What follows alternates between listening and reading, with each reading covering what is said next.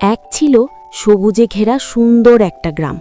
সেই গ্রামে থাকত দুই বোন, রিমি আর নীলা।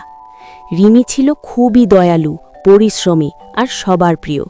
আর নীলা ছিল একটু অলস, নিজের কাজ অন্যের ওপর চাপিয়ে দিতে ভালোবাসত।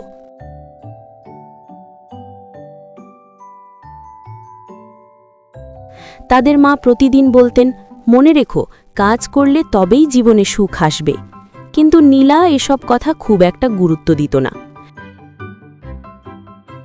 একদিন সকালে মা অসুস্থ হয়ে পড়লেন। তিনি দুর্বল কণ্ঠে বললেন, রিমি, নীলা, তোমরা নদী থেকে পানি নিয়ে এসো আর বাড়িটা একটু গুছিয়ে দাও। রিমি সঙ্গে সঙ্গে বলল, ঠিক আছে মা, আমি এক্ষুনি যাচ্ছি। নীলা হাই তুলে বলল, এত কাজ, পরে করব। রিমি একাই কলসি নিয়ে বেরিয়ে গেল।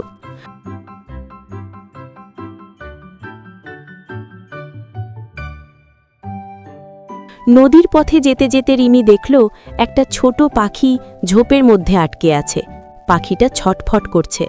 রিমি দৌড়ে গেল, ওরে বেচারা, ভয় পাস না। সে ধীরে ধীরে পাখিটাকে মুক্ত করল।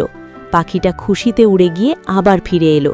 পাখিটা বলল, তুমি খুব ভালো, তোমার জন্য আমি একদিন বিশেষ কিছু করব। রিমি হেসে বলল, তোমার ভালো থাকাই আমার জন্য যথেষ্ট। রিমি নদী থেকে পরিষ্কার পানি ভরে আনল। সে চারপাশ পরিষ্কারও করল। অন্যদিকে নীলা অনেক দেরি করে রওনা দিল।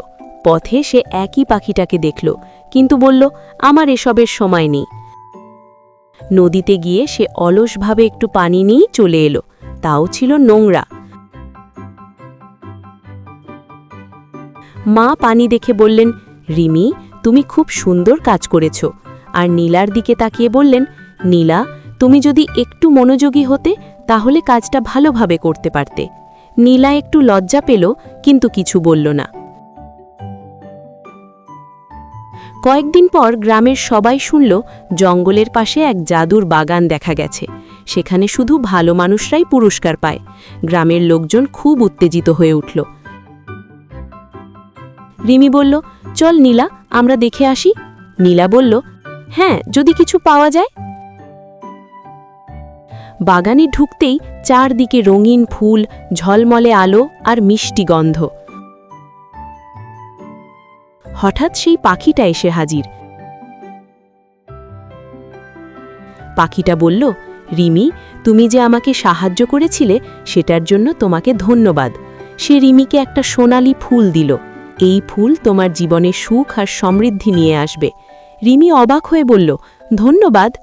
নীলা বাগানে ঘুরে ঘুরে কিছু খুঁজতে লাগল। আমাকেও কিছু দাও, সে চিৎকার করল। কিন্তু কেউ এলো না। ফুলগুলোও মলিন হয়ে গেল। একটা মৃদু আওয়াজ শোনা গেল, যে অন্যের উপকার করে না সে এখানে কিছু পায় না। নীলা হতাশ হয়ে বসে পড়ল। বাড়ি ফিরে নীলা চুপচাপ ছিল। সে ভাবল, আমি সব সময় সহজ পথ খুঁজেছি, তাই কিছুই পাইনি। সে রিমির কাছে এসে বলল, দিদি, আমি ভুল করেছি, আমি তোমার মতো হতে চাই। রিমি হাসল, ভুল বুঝতে পারাটাই বড় কথা। সেদিন থেকে নীলা বদলে গেল। সে মায়ের কাজ করতে সাহায্য করত, অন্যদেরও সাহায্য করত। দুই বোন একসাথে হাসল। এরপর থেকে রিমি আর নীলা মিলেমিশে সুখে শান্তিতে থাকতে লাগল। তাদের বাড়ি ভরে উঠল ভালোবাসা আর আনন্দে। নৈতিক শিক্ষা, দয়ালু হও, পরিশ্রম করো, তাহলেই জীবনে সত্যিকারের সুখ পাওয়া যায়।